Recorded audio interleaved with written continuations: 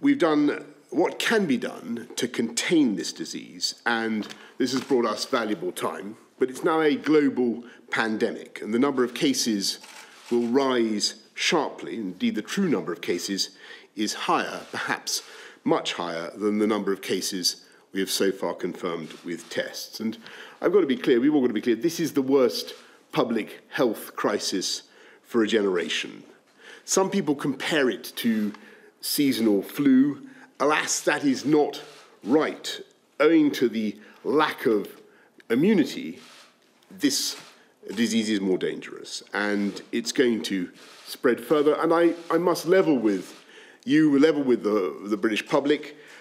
More families, many more families, are going to lose loved ones before their time. And the Chief Scientific Advisor will set out the best information we have on that in a moment.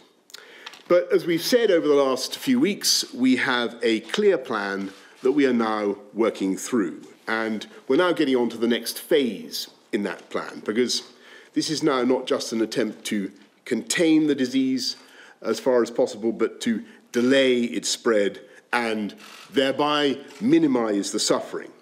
If we delay the peak even by a few weeks, then our NHS will be in a stronger state as the weather improves and fewer people suffer from normal respiratory diseases, more beds are available, and we'll have more time for medical research. We can also act to stretch the peak of the disease over a longer period so that our society is better able to cope. The Chief Medical Officer will set out our lines of defence. We have to deploy these at the right time to maximise their effect.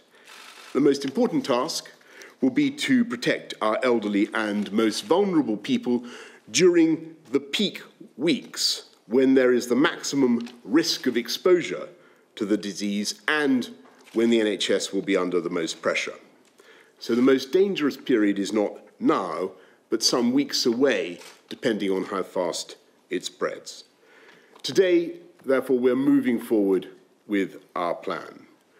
From tomorrow, if you have coronavirus symptoms, however mild, either a new continuous cough or a high temperature, then you should stay at home for at least 7 days to protect others and help slow the spread of the disease.